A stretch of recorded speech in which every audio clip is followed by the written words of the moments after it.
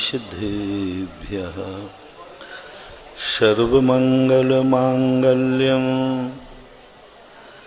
सर्वकल्याणकारकं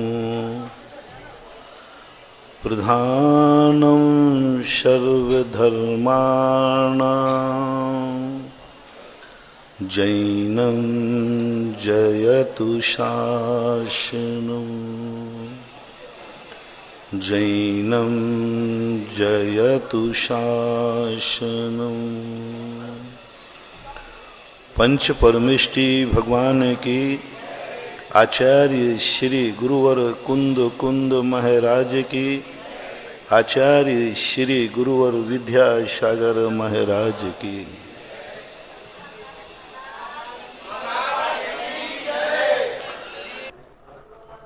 कुछ आगे बढ़ना चाहते हैं क्योंकि हमने ये समझाने का प्रयास किया कि तुम जहां हो उसी में संतुष्ट हो जाओ। जितना तुम्हारे पास है उसी में संतुष्ट हो जाओ। जितना तुम्हारे पास है उसी में संतुष्ट होकर सो जाओ। जब नींद पूरी हो जाए तो उठ जाओ। सहजता में अपनी जिंदगी को ढाल दो। सरल सहज जिंदगी, सरल सहज ज्ञान आनंद से भर देता है। किसी को नकारना नहीं, किसी को स्वीकार करना नहीं। किसी को नहीं नकारना। जो वस्तु जीवन में आ रही है आने दो।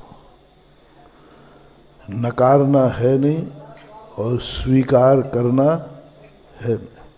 आ रही आने दो। जिंदगी को एक फिल्म बना लो। जिंदगी का एक नाटक खेलो। पूज्यवर अमृतचंद सूरी महाराज ने समय सार में कहा, तुम दुनिया में रहकर आनंद लेना चाहते हो तो नाट्य कला सीखो। और नाट्य कला या तो करना सीख लो या देखना सीख लो। पहले तो स्वयं ही नाटक देखना शुरू करो। पहली सीढ़ी है कि नाटक देखने की कला होना चाहिए। इस दुनिया को एक नाटकीय दृष्टि से देखो कि सारी दुनिया जो कुछ भी हमारे सामने है ये सब नाटक खेल रही है। ये नाटक है। जो कुछ भी हो रहा है ये नाटकीय दृश्य है। प्रकृति को देखो, नाटक खेल रही है। पत्ते पुराने होते हैं, एक नाटक देखो, पेड़ों का नाटक।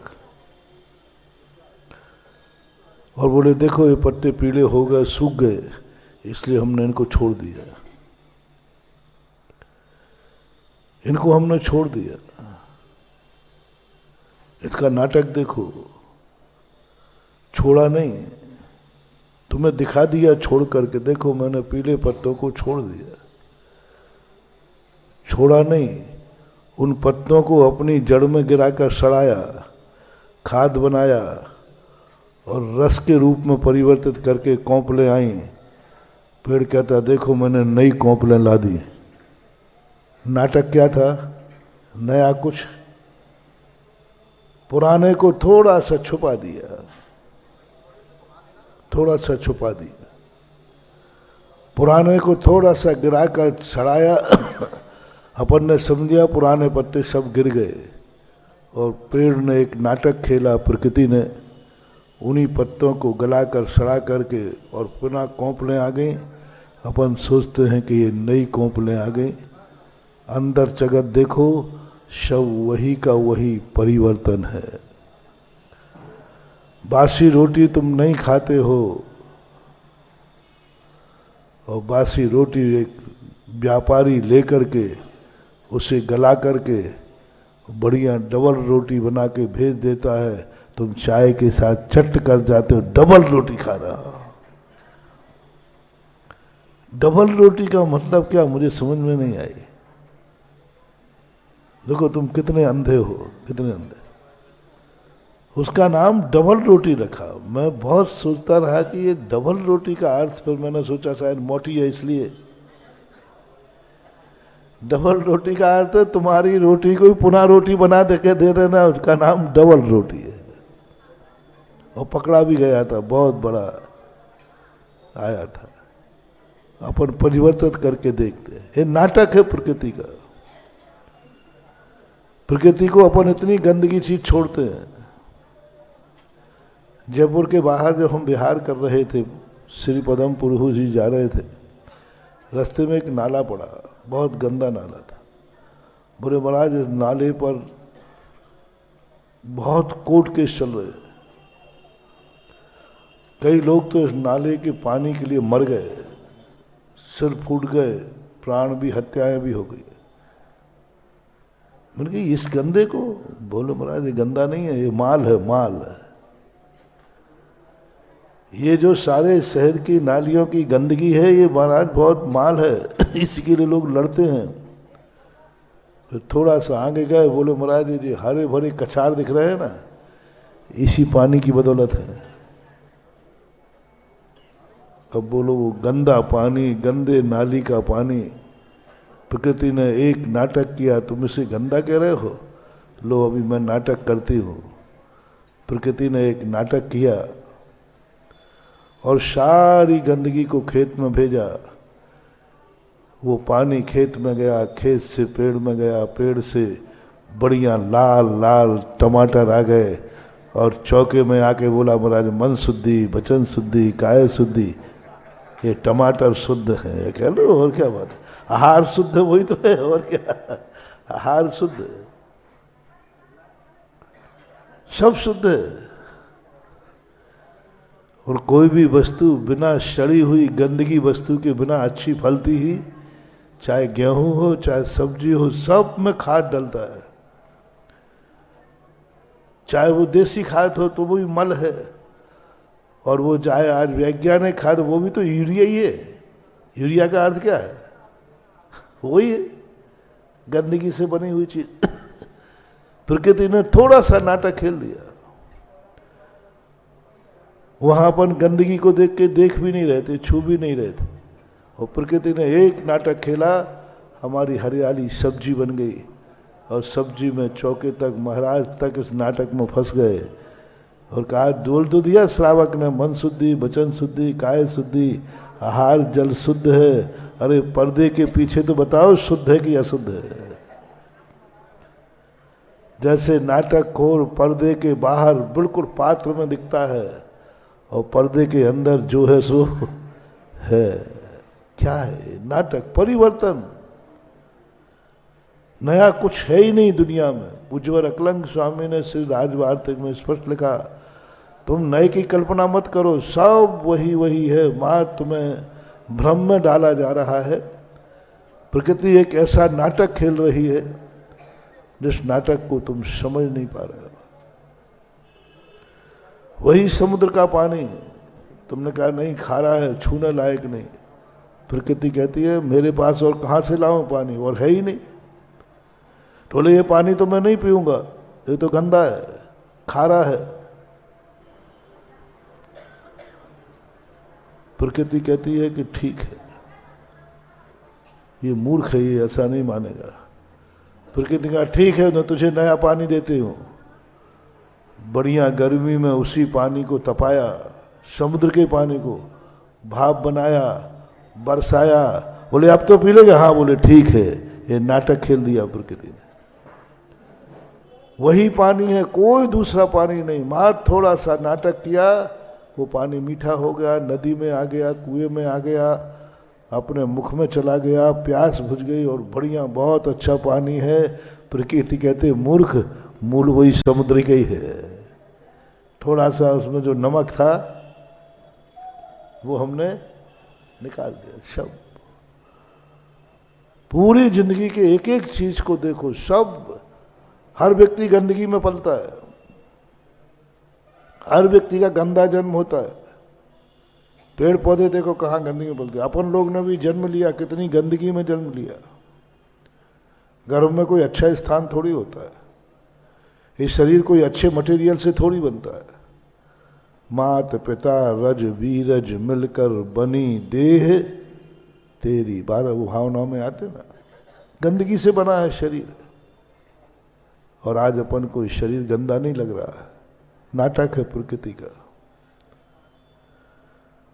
बस एक दृष्टि पूज्यवर अमृतचंद सूरी महाराज ने दी, तुम इस सृष्टि को और कुछ मत करो, छोड़ो मत, भागो मत, बस इस प्रकृति को के नाटक समझ लो। जो कुछ भी प्रकृति परिवर्तन कर रही है सब उसका नाटक है।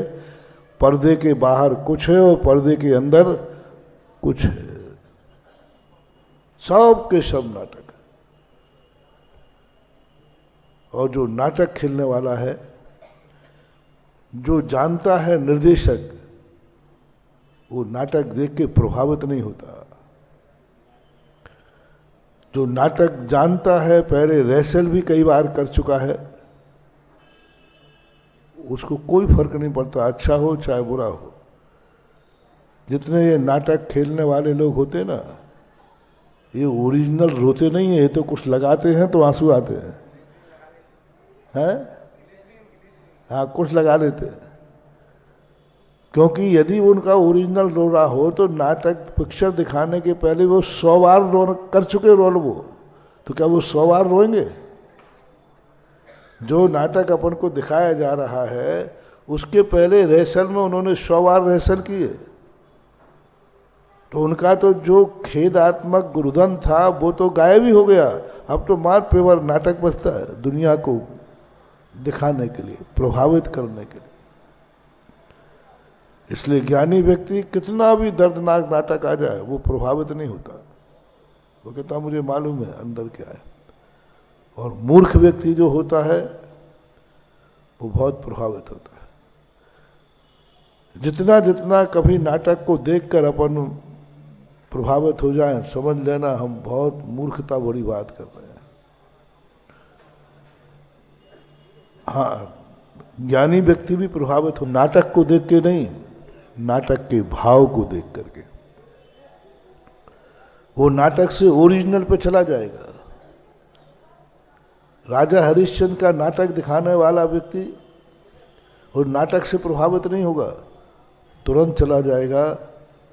जब नाटक ऐसा है तो ओरिजिनल कैसा होगा, वो उस नाटक से सत्य की तरफ जाएगा। वो नाटक में आने वाले हरिश्चंद्र को छोड़ करके वो हरिश्चंद्र पर चला जाएगा। रामलीला के नाटक को वो देखेगा लेकिन उसको स्मृति बनाएगा, प्रतिविज्ञान कहते हैं। जब नाटक में ऐसा हो रहा है तो ओरिजिनल में कैसा हुआ होगा, तो उसको ओरिजिनल की अनुभूति हो जाती है नाटक को देखकर। प्रकृति के दृश्यों को देखकर ज्ञानी सत्य की तरफ बढ़ता है और अज्ञानी रो पड़ता है। एक जोक है कि एक महिला को, बुंदेलखंडी महिला थी, ललितपुर से अच्छा बुंदेलखंड कौन सा होगा, यहाँ की एक महिला थी बुंदेलखंडी। यहाँ 2 चीजें चलती हैं, पापड़ बरी। ये बुंदेलखंड की प्रसिद्ध है और कहीं की नहीं है। बरी बरी होती ना, बरी, पापड़ बरी। और ये सब बाइयाँ पापड़ बड़ी कहाँ सुखाती हैं? छतों पे, सूखती छत पे ही। वो छत पे सुखा करके सुखा दिए। उसका पोता पोती आए, दादी आज तो तुम्हें भी पिक्चर देखने लगा सकेंगे। उन्होंने कहा बेटा मुझे कहीं नहीं जाना, मेरे पापड़ बड़ी छत पे पड़े हैं। उन्होंने कहा वो कुछ नहीं है, पापड़ बड़ी पड़े हैं तो पड़े रहना, तो कोई बरसात थोड़ी हो रही है, चलना पड़ेगा। दादी चली गई। अब पिक्चर देखते देखते उसमें मूसलाधार वर्षा हुई पर्दा में। वो भागी, मेरे तो पापड़ बड़ी पड़े हैं, वे सब भीग जाएंगे। लोगों ने पकड़ना चाहा, लेकिन दादी किसी की बात, तुम्हें दिख नहीं रहा कितनी जोर से बरसात हो रही है? पिक्चर में बरसात, उन्होंने कहा दादी दादी, और कुछ नहीं है, बरसात हो रही है। वहां देखा तो छत पे तो बिल्कुल कड़ाके की धूप निकली थी। बोलो, नाटक नाटक के रूप में अनुभूति में नहीं आया, नाटक को सत्य मान लिया उसने, और इतना सत्य मान लिया कि वो पिक्चर हॉल से भाग गई। हमारी दशा भी ऐसे ही है, कोई वो दादी की दशा नहीं है। हमारी दशा भी ऐसी है कि हम कोई भी दृश्य देखते हैं, हम उसको सत्य मान लेते हैं। ये व्यक्ति मर गया, हम रो पड़े, हमने सत्य मान लिया, हमने सत्य मान लिया कि मर गया वो, हम रोने बैठ गए। तुम्हें पता ही नहीं है कि उसने नाटक खेला है, यहां मरा नहीं है, कहीं जन्म गया है। मरा नहीं है वो, कहीं जन्म गया है। हम रोते बैठे हैं और वो खुशियां मना रहा है। उसके जन्म के बाजे बजाए जा रहे हैं, उधर वो जन्म के बाजे सुन रहा है, यहां हम मौत के गीत गा रहे हैं, रोने बैठे हैं, मर गया दादाजी। और प्रकृति कहती है मूर्ख रोते रहे, वो तो जन्म गया। हम कहते हैं मर गया, और प्रकृति कहती है वो जन्म गया। तुरंत नित्य में तो जन्म जाता है। हम यहां मौत का निर्णय ही नहीं कर पाते हैं, इतने में तो वो जन्म ले लेता हुआ और स्वर्ग चला जाए। ओह क्या ठाठ है। जिसके लिए हम रो रहे हैं, वो भला आदमी वहां स्वागत करा रहा है, सम्मान करा रहा है, बाजे बज रहे हैं, और इतना आनंद से भर गया, इतना आनंद से भर गया, स्वर्ग में जाके उसका जन्म हो गया। और हम यहां रोते बैठे, हम तिये की बैठक कर रहे हैं, और वो घूमने जा रहा है, वो घूमने जा रहा है, हम रोते बैठे। हम 12वां कर रहे हैं उसकी शांति के लिए, वो कहते हैं मूर्ख कहीं है, शांति कर रहा है। मेरे तो शांति शांति है। हम शांति विधान करते, साल भर अनरय का त्योहार मनाते, कि सब उसी जैसी मूर्खता है जैसे दादी माँ ने पिक्चर हॉल में बरसात को देख करके क्या अनुभव किया कि हमारे सारे पापड़ बड़ी भीग जाएंगे, सब बर्बाद हो जाएंगे। उसने नहीं देखा कि ये तो पर्दे पर दिखाया जा रहा। ऐसा ही अज्ञान मोह का तिमिर अपने चारों तरफ घेरे बैठा है, और इस नाटक को न समझने से हम मनाते रहते हैं, हम रोते रहते हैं। जब जब उसकी याद आती है, अरे भाई हम उसकी याद करके रो रहे हैं, एक आध बार उसे भी तो हमारी याद आना चाहिए, एक आध बार तो आना चाहिए। इतना बिलख बिलख के रो रहे हैं, इस पर तो पत्थर भी पसीज जाता है। वो तो 1 मिनट में अपन को भूल गए। एक बार तो, अरे कोई तो स्वर्ग गए होंगे, कोई तो ललितपुर से सभी नरक गए क्या? कोई तो स्वर्ग गया होगा। अरे और गए हो या नहीं गए हो, हमारे इतने महाराज गए, वे तो पक्के स्वर्ग गए। ज्ञान सागर महाराज कहाँ गए होंगे, शांति सागर महाराज, सब स्वर्ग गए। यही खबर नहीं ले रहे, यही एक बार आके दर्शन नहीं दे रहे। एक बार आके तो कहते बेटा ठीक ठाक, कुछ नहीं। प्रकृति कहती है जिस दिन मैं आ जाऊंगा उसी दिन ये नाटक खत्म हो जाएगा। मुझे तो देखना है कितने मूर्ख हैं, कितने नाटक खेल। और ऐसा यदि अपनी जिंदगी में जब आ जाता है, बड़ा आनंद आता है।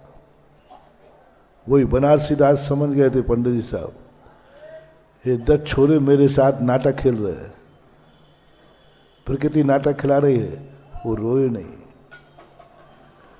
वो कहते मेहमान आया था, नाटक था, इतने का खेल के खत्म हो गया। ज्ञानी व्यक्ति मंच को ही नहीं देखता, मंच के अंदर की बात को भी वो जानता है। इसलिए संसार की हर वस्तु के प्रति तुम्हें नाटक का रूप लो। प्रकृति के साथ तो देखो ही, परिवार के साथ भी एक नाटक का रूप देखो। ये परिवार कुछ नहीं है, सब नाटक है। कोई माँ बन के आया है, कोई पत्नी बन के आई है, कोई बहन बन के आई है, सब नाटक हैं, सब नाटक हैं। कल जो पत्नी थी वो माँ थी, कल जो माँ थी वो बहन थी, कल जो आज तुम्हारी माँ है कल तुम्हारी सासू थी, सब नाटक। कार्तिकेय अनुप्रेक्षा के अंदर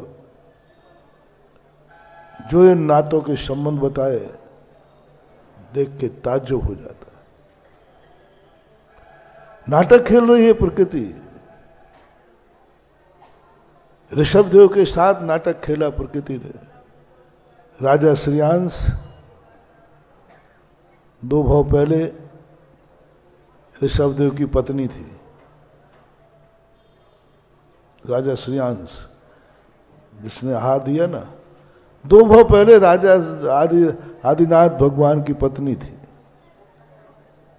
तो बोलो कितना बड़ा धोखा, कितना बड़ा नाटक। कहाँ पत्नी, कहाँ आर राजा श्रेयांश, कहाँ वो श्रावक।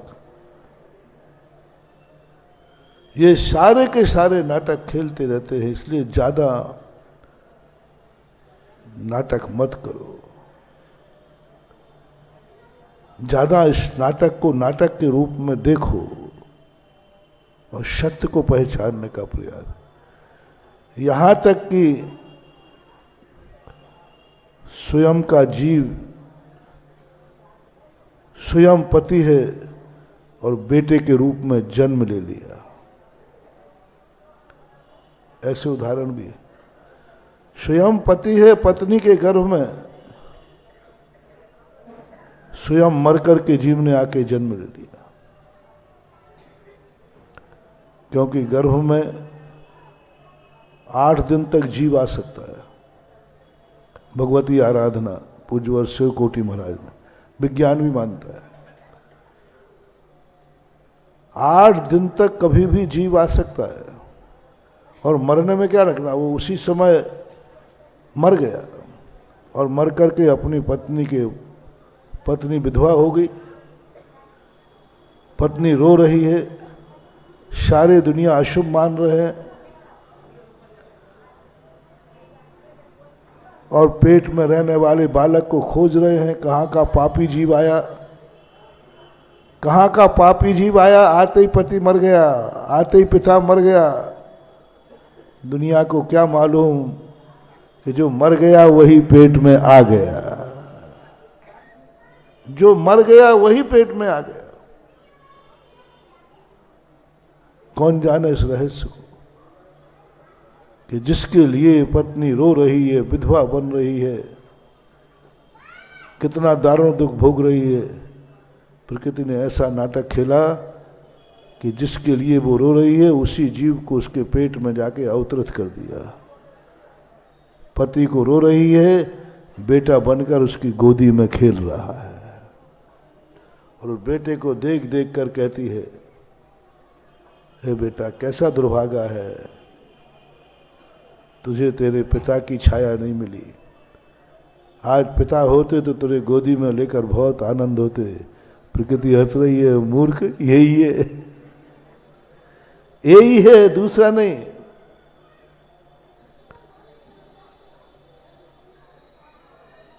बहुत बड़ा सेठ था, मंडी का व्यापारी था, बहुत बड़ी, उसका एक बेटा था। देखना थोड़ा सा तुम जोड़ने वाले सोचना,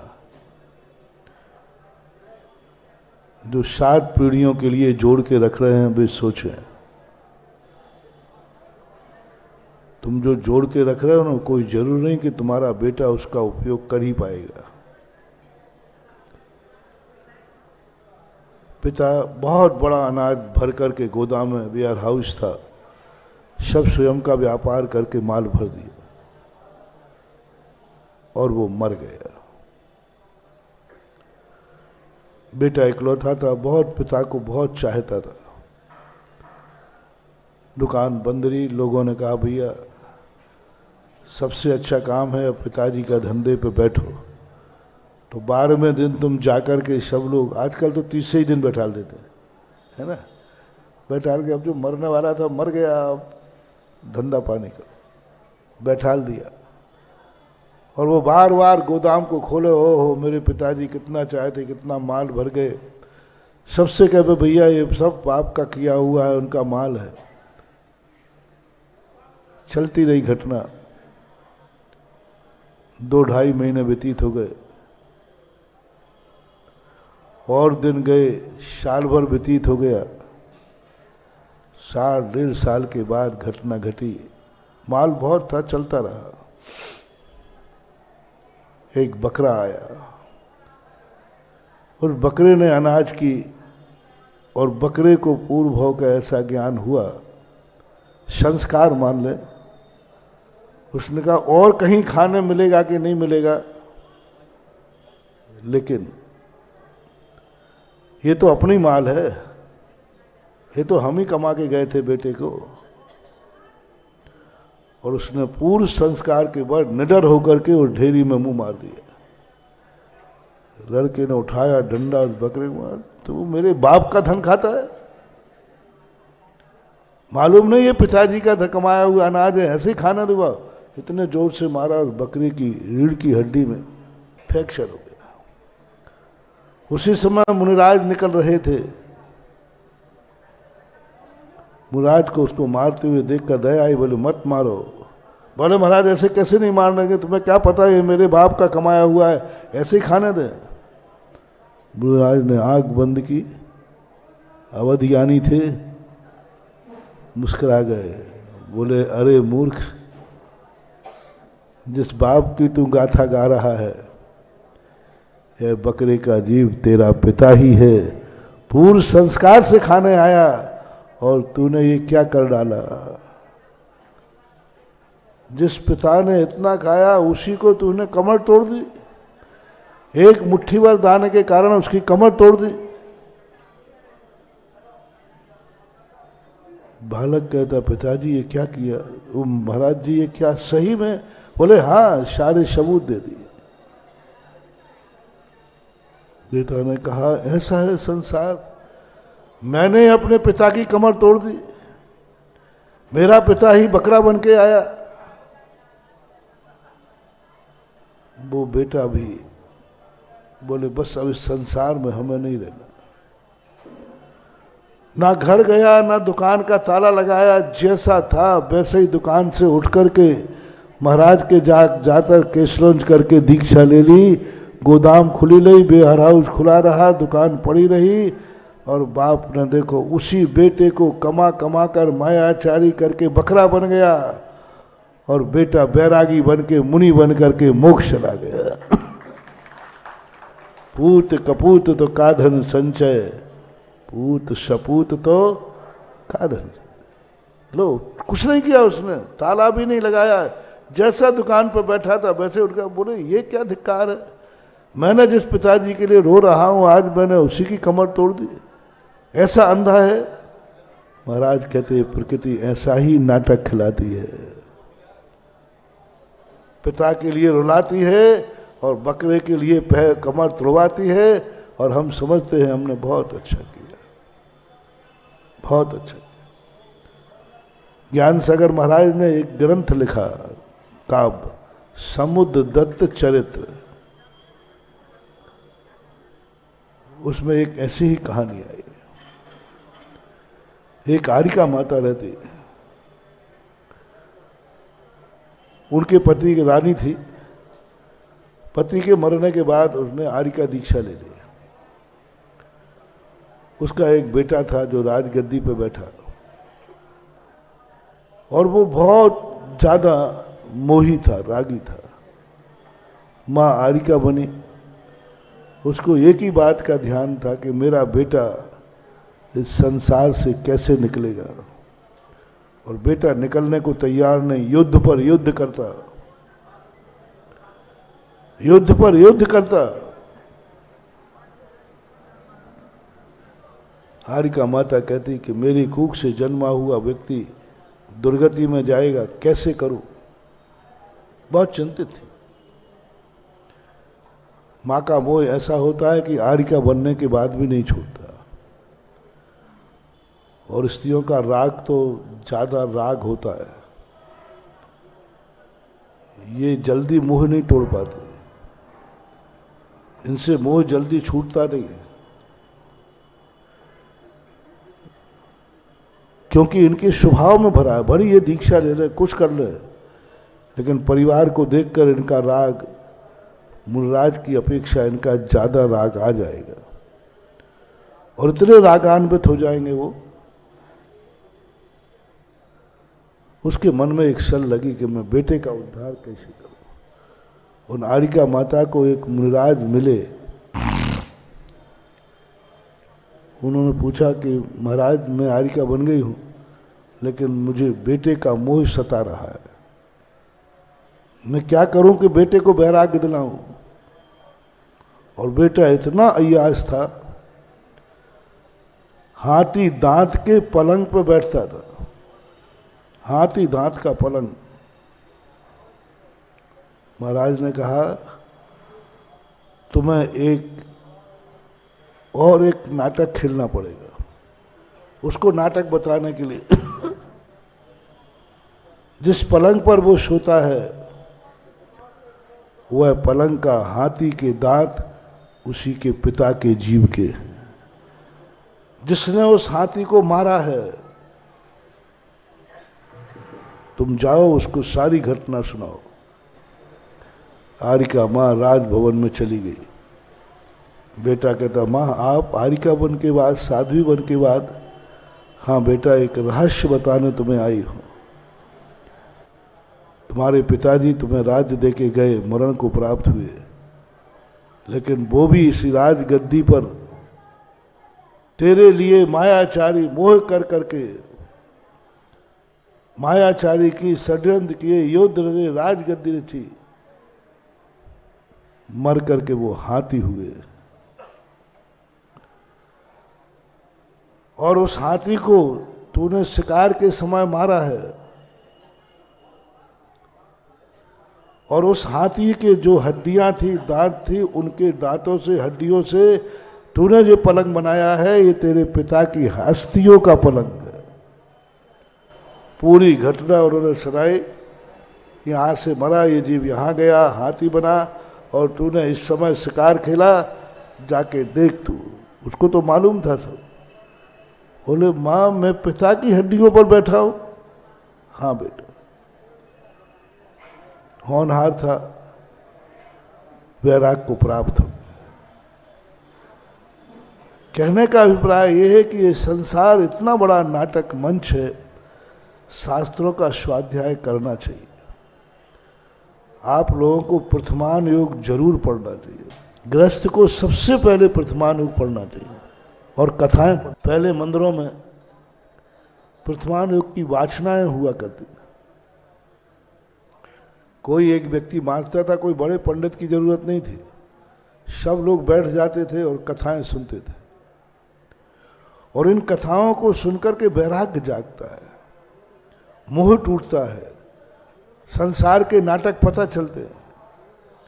अभी देखो, आज अपन 2-3 बातों को सुनने के बाद कैसा लग रहा है। बेटे ने पिता की कमर तोड़ दी, भूल गया, हाथी दांत निकाल के पलंग बना लिया। कैसे कैसे दृश्य, स्वयं पति आकर बेटा बन के आ गया। इनको देख करके चिंतन करके वैराग्य जागता है। तो प्रथमान योग की कथाएं तुम जब पढ़ोगे तो तुम्हारा भी मोह टूटेगा, और तुम इस प्रकार के समझ जाओगे कि वस्तुतः सत्य क्या है। इस नाटक को देखना बंद नहीं करना, इस नाटक से सत्य की तरफ जाना। इस नाटक को मान करके सत्य की तरफ जाना। ज्ञानी भी नाटक देखता है, ज्ञानी भी संबंध बनाता है। बनारसी दास ने भी बेटों को जन्म दिया, बेटों को पाला, बेटों को सब कुछ किया, लेकिन एक नाटक का दृश्य रूप कर किया। और इस सत्य स्वरूप को समझकर वो रुला नहीं पाए उसको। कोई भी व्यक्ति हमें रुला ना पाए, बस एक ध्यान रखना है, कोई भी व्यक्ति हमें रुला नहीं पाए तो समझ लेना तुम इस संसार के नाटक को समझ गए हो। कोई चला जाए हम रोएंगे नहीं, क्योंकि मैं प्रकृति का नाटक समझता हूं। वो कहीं ना कहीं से कोई ना कोई नाटक खेल रही है, हम रोएंगे नहीं, हम नाटक देखेंगे जरूर, हम संबंध बनाएंगे लेकिन रोएंगे नहीं। इष्ट वियोग परसों के दिन हमने कहा था, सम्यक दृष्टि ऐसा नहीं है कि वो सबसे संबंध नहीं बनाता, संबंध तो बनाएगा। माँ को माँ कहेगा, पत्नी को पत्नी कहेगा, भाई को भाई कहेगा, सब संबंध बनाता है। लेकिन छूट जाने पर वह मानता है कि सारा नाटक है। तुम कहो महाराज जी बड़े बड़े छायक सम्यक दृष्टि भी रोते पाए गए हैं, नाटक नहीं समझ पाए। नहीं, रामचंद्र जी का आप उदाहरण दो ना, तो रामचंद्र जी मृत के लिए नहीं रो रहे थे, वो ये मानने को तैयार नहीं थे कि लक्ष्मण मर गया। जैसे उनकी अनुभूति में आया मृत है, उन्होंने छोड़ दिया, संस्कार करा दिया। लेकिन जब तक उन्होंने 6 महीने तक कंधे पर लादे हुए उसको मरा हुआ मानने को तैयार नहीं कि लक्ष्मण मर ही नहीं सकता। बस ये धारणा मैं जिंदगी को कैसे जला दूं, हमारे अनुभव में नहीं आ रहा है कि ये मर गया, मैं कैसे जला दूं। इसलिए वो जिंदा मान करके 6 महीने तक कंधे पर रखे रहे, मृत मान करके नहीं। और यदि मृत मान के रखते तो उनका सम्यक दर्शन ही छूट जाता। तो आप लोगों को इष्ट वियोग नाम का आर्त ध्यान को जीतना है और इस संसार को एक नाटकीय दृष्टि से देखो। थोड़ा अंदर भी देखने का परिवर्तन करो, सब कुछ ऐसा लगेगा। और फिर तुम अपने परिवार के साथ भी, फिर होते होते अपनी जिंदगी का भी नाटक देखो। अभी मैंने प्रकृति का नाटक दिखाया कि नाली का पानी क्या बन के आ गया चौके में, सब्जी बनकर आ गया। प्रकृति का नाटक। रिश्तेदारियों की बता दी, अब अपनी स्वयं की जिंदगी का नाटक देखो। तुम भी एक नाटक, जिंदगी तुम्हारी जिंदगी में नाटक बन के आएगी। मजे लो महानुभाव, मजे लो, आनंद लो। नाटक देखा जाता है मनोरंजन के लिए। फिल्म काय के लिए देखते हो? उसका नाम ही है मनोरंजन। अपनी जिंदगी का एक नाटक बना लो ना, मनोरंजन करो अपनी जिंदगी से। कभी दुख आएगा, कभी सुख आएगा, कभी धूप आएगी, कभी छांव आएगी, कभी आंसू आएंगे, कभी खुशी आएगी। देखो नाटक देखो। दुख का पहाड़ टूट रहा है, दुख आ रहा है, शेर आ रहा है, नाटक देखो। देखो अभी प्रकृति नाटक खेलेगी, मेरी जिंदगी मेरे साथ नाटक खेलेगी। खेले ना। मैं मूर्ख नहीं हूं, मैं ललितपुर की दादी मां नहीं हूं। पिक्चर में बरसात देख करके हमारी बड़ी भीग जाएगी। मैं ज्ञानी हूं, मैं दुख के नाटक को देखकर रो पड़ूंगा? नहीं। हर मुसीबत को, हर जिंदगी का एक शौक हो जाए मुसीबत को झेलना। शौक बना लो महानुभाव। मैंने एक बार कविता लिखी थी बहुत पहले, मुझे गुमराह होने में मजा आता है, कोई मुझे रास्ता दिखाने की चेष्टा ना करें। मुझे सही रास्ता मालूम है, लेकिन मुझे गुमराह होने में मजा आता है। तुम समझते हो कि ज्ञानी व्यक्ति भटक गया? ज्ञानी व्यक्ति कभी भटक ही नहीं सकता, उसको गुमराह होने में मजा आता है। और मुझे सही रास्ते चलने में मजा ही नहीं आता है। चलता सही पे हूं,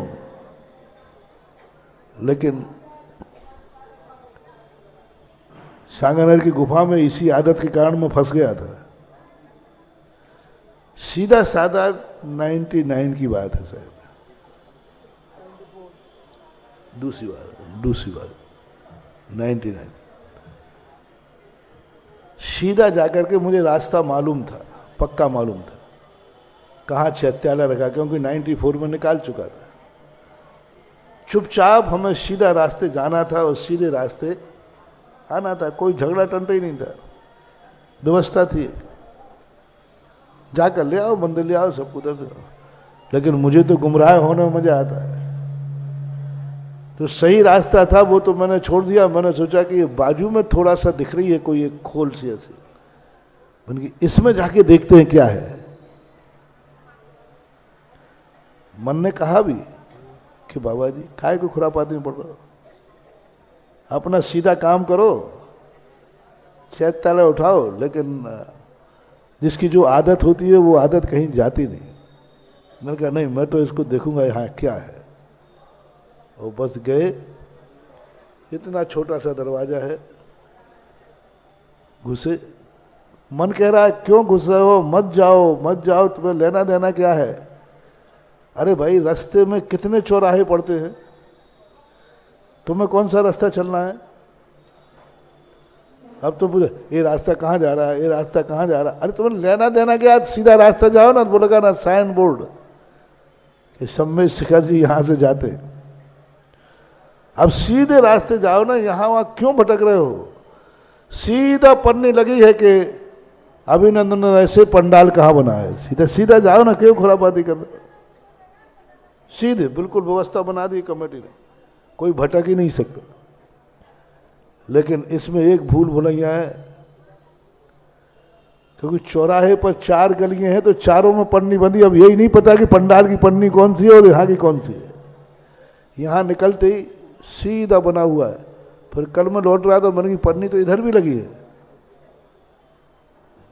यहां भी तुमने नाटक ही खेल दिया। अब पूरे नगर को सजाएंगे तो फिर गुमराह हो जाएंगे। एक गली सजाओ तो सीधे पहुंच जाओगे। शास्त्रों में आया कि मिथ्या दृष्टि और सम्यक दृष्टि में कोई अंतर नहीं है, कोई अंतर नहीं। मिथ्या दृष्टि भी जो कर रहा है, सम्यक दृष्टि भी कर रहा है, दोनों में कोई भी किंचित मात्र भी अंतर नहीं है। फर्क क्या है, मिथ्या दृष्टि गलत को सही मान के कर रहा है और सम्यक दृष्टि गलत को कर रहा है लेकिन गलत मान के कर रहा है। बस इतने से आपको लेना है। बोले वही घूमता है, मैं गलत कर रहा हूं, गलत कर रहा हूं। सम्यक दृष्टि के मन में एक कीड़ा उत्पन्न कर दिया महावीर ने, एक कीड़ा उत्पन्न कर दिया, जो तू कर रहा है गलत है। और वो श्रद्धालु है महावीर का, बस उसके मन में घूम जाता है। महावीर ने कहा गलत है, गलत है, गलत है। एक दिन सोचता है जब गलत ही है तो फिर करूं क्यों, छूट जाता। आप लोगों का इसलिए नहीं छूट पाता कि आप उसको गलत मानते ही नहीं। बोले रात्रि भोजन करने में क्या गलती है, पहले लाइटें नहीं थी इसलिए नहीं खाते थे रात में, अब तो लाइटें हैं, दिन से ज्यादा उजाला है। अब ये जिंदगी में कभी नहीं छोड़ सकता, क्योंकि उसे रात्रि भोजन गलत लग ही नहीं रहा है।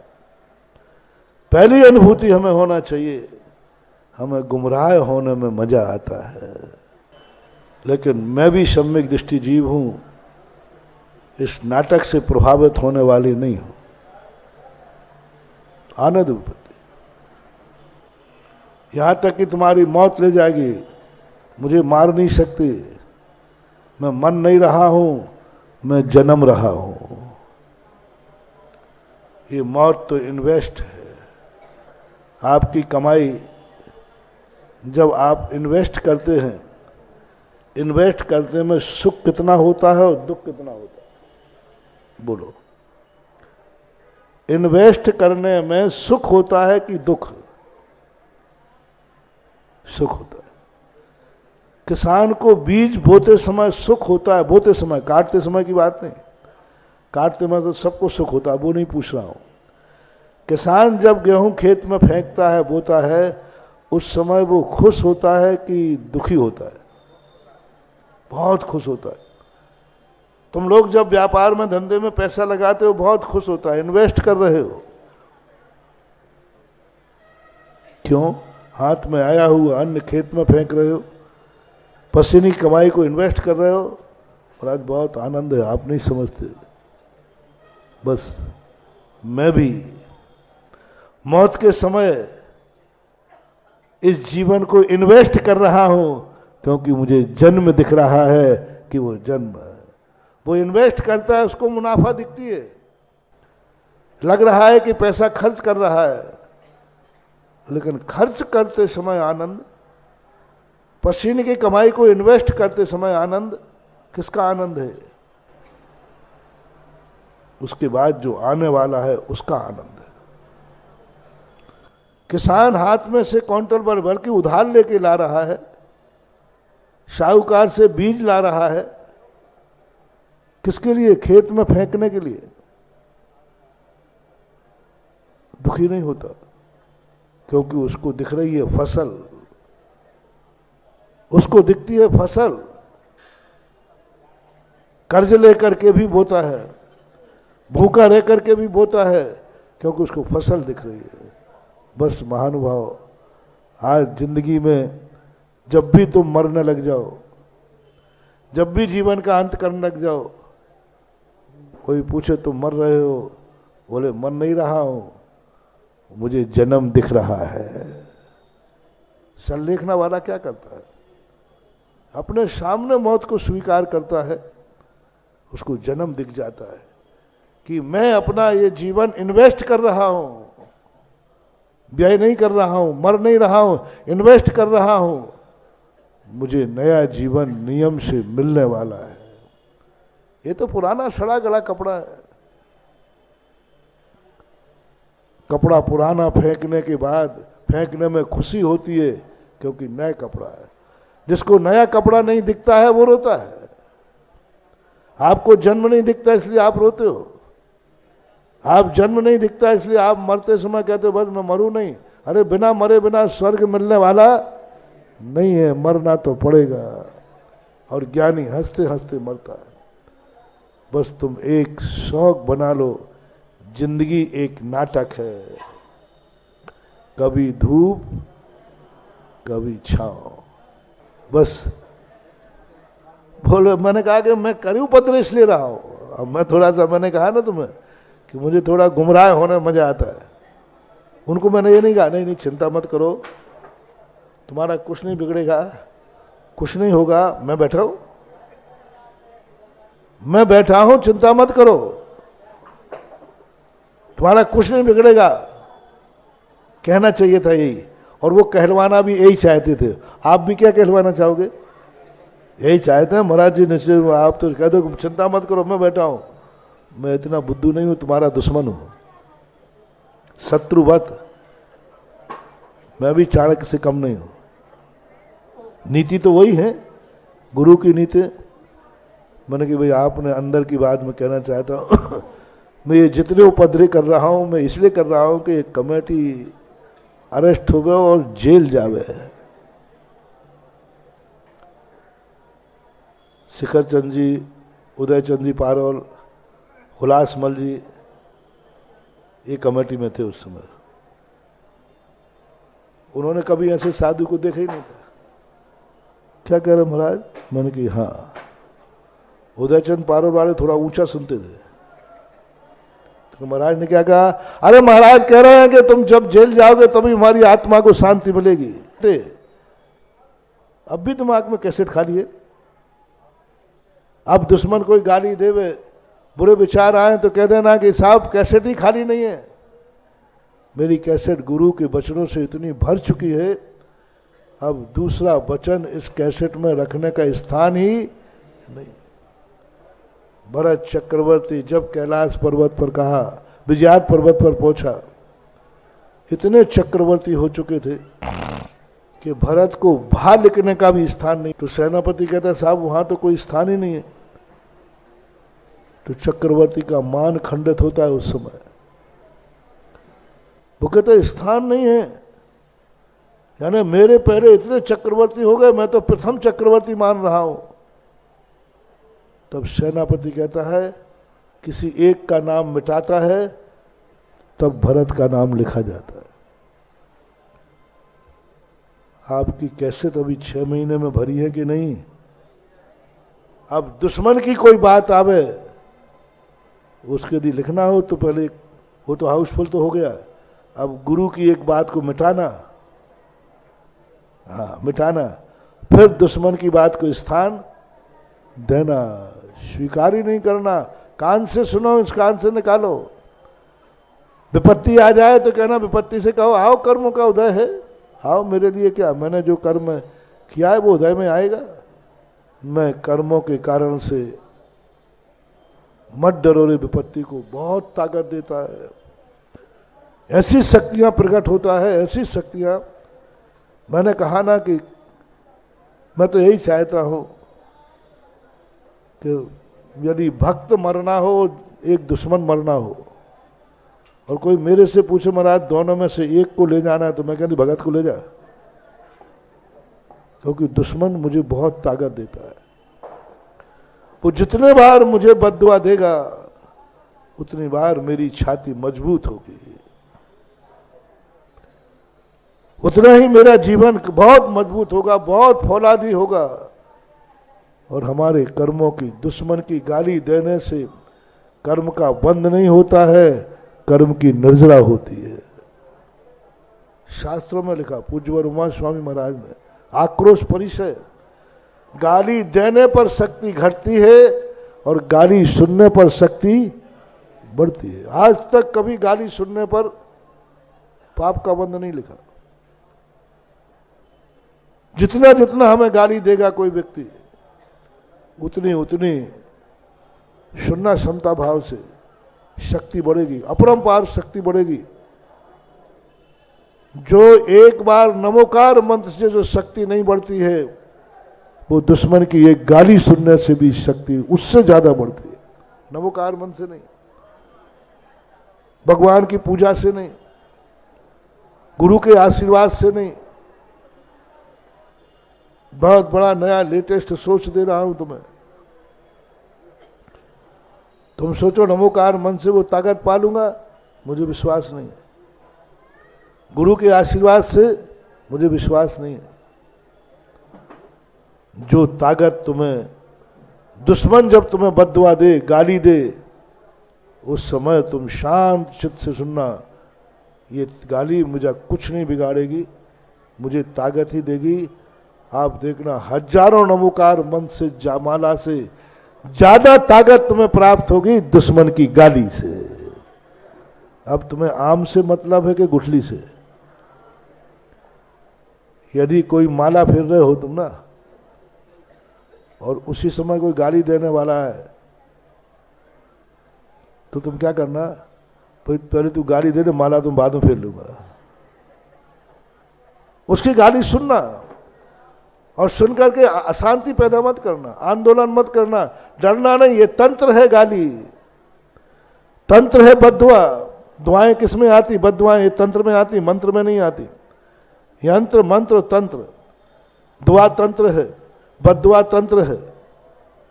और बद्दुआ एक तंत्र है, बस उस बद्दुआ को तुम घबराना मत, और नींबू मिर्ची से घबराना मत। अपनी लात तैयार रखो, और गाली को घबराना ना, बस ठुकराने की हिम्मत रखो। छी, वो गाली तुम्हारे लिए बहुत ताकत देगी।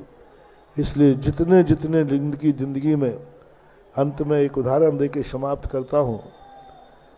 एक लॉन और एक गमले में लगे हुए पेड़ को एक दिन पानी नहीं मिलता है तो दूसरे दिन, और जंगल में लगे हुए पेड़ है, जंगल में लगे हुए पेड़ कभी पानी नहीं मिलता उनको, फिर भी पेड़ के बीच में हरे आते हैं। और ललितपुर वालों, गमले के पेड़ नहीं बनना है, जंगल का पेड़ बनना है। हाँ, जंगल का पेड़ बनो। गमले के पेड़ में एक दिन पानी नहीं मिलेगा, मुरझा जाएगा और कोई भरोसा नहीं। और जंगल का ऐसा पेड़ बन जाओ, कभी पानी नहीं मिलता है, साल भर में एक बार भी मिलेगा, सदा हरा भरा रहेगा। तो इसलिए समय आपका हो गया। आपका जो अभी महोत्सव और कार्यक्रम चल रहा है, इस महोत्सव कार्यक्रम तुम्हारे लिए वो शक्तियों को अर्जन करने का रूप बनेगा, बशर्ते आप लोग अपने जीवन को एक ऐसी शक्ति के रूप में डाल दो कि हम हर मुसीबत, हर परिस्थिति में मोक्ष प्राप्त करके रहेंगे। तुम मत समझो कि तुम्हारी गरीबी तुम्हें बाधक है, नहीं, गरीब लोगों ये मत बनो। ये पंच कल्याणक ऐसा है, ये सूर्य के प्रकाश के समान है। मत समझो कि ये सूर्य का प्रकाश हवेली में ही जाएगा, मत समझो। ये सूर्य का प्रकाश तुम किवाड़ खोल के रखना, झोपड़ी में भी जाएगा। सूर्य का प्रकाश हवेली में ही जाता है कि झोपड़ी में भी। ये पंच कल्याणक सारे भारत के लिए और सारे ललितपुर के लिए सूर्य के समान आया है। जिसके कबाड़ खुला रहेगा वहां ये प्रकाश जाएगा। आज समय हो गया, और भी बताऊंगा अभी कि कैसे प्रकाश को तुम ले सकते हो। मैंने कल परसों बता भी दिया था, और बताऊंगा। महावीर भगवान की।